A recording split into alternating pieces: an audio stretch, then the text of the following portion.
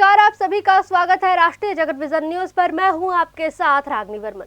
छत्तीसगढ़ के शिक्षकों के लिए बड़ी खबर है। लंबे समय से स्थानांतरण का इंतजार कर रहे शिक्षकों के लिए शिक्षा विभाग ने आखिरकार आदेश जारी कर दिया है। स्थानांतरण के लिए तैयार की गई सूची की कई स्तरों पर जांच और समीक्षा के बाद अंतिम रूप से स्वीकृति शिक्षकों के तबादलों के आदेश जारी किए गए हैं। दरअसल विभाग की प्रारंभिक सूची में करीब 1600 शिक्षकों के नाम शामिल थे। इसके बाद सूची की समीक्षा की गई और संख्या कम करने के निर्देश दिए गए।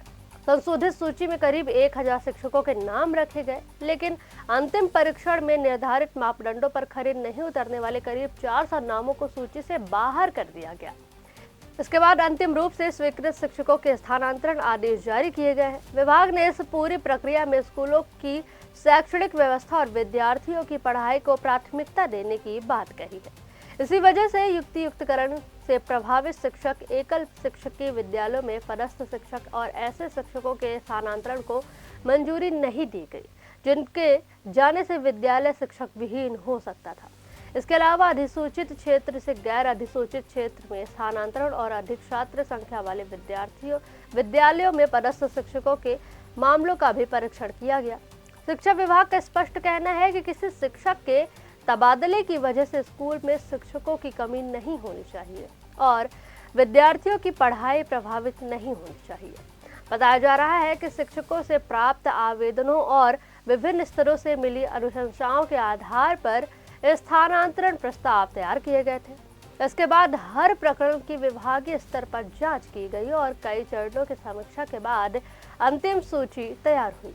अब शिक्षकों के स्थानांतरण आदेश जारी होने के साथ ही लंबे समय से चल रहा इंतजार खत्म हो गया है।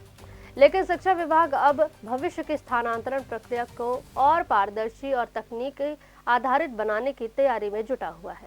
विभागीय स्तर पर शिक्षकों से ऑनलाइन आवेदन से लेकर तबादला करने की व्यवस्था लागू करने पर विचार किया जा रहा है। अगर यह व्यवस्था लागू होती है तो शिक्षक निर्धारित पोर्टल के जरिए खुद स्थानांतरण के लिए आवेदन कर सकेंगे। इससे आवेदन प्रक्रिया में पारदर्शिता, दस्तावेजों के डिजिटल प्रबंधन, ऑनलाइन मॉनिटरिंग और समयबद्ध निराकरण में मदद मिलने की उम्मीद है।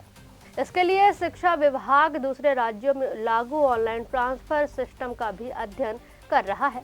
तकनीकी और प्रशासनिक पहलुओं की समीक्षा के बाद शासन स्तर पर अंतिम फैसला लिया जाएगा। फिलहाल वर्तमान प्रक्रिया के तहत अंतिम सूची में शामिल शिक्षकों के आदेश जारी हो चुके हैं, यानी अब शिक्षकों की नजरें नए पदस्थापना स्थल और नए स्कूल पर टिकी हुई है। फिलहाल इस खबर में बस इतना ही। देश प्रदेश की तमाम बड़ी खबरों से अपडेटेड रहने के लिए हमारे चैनल को सब्सक्राइब करें और नई खबरों के नोटिफिकेशन के लिए बेल आइकॉन जरूर दबाएं। नमस्कार।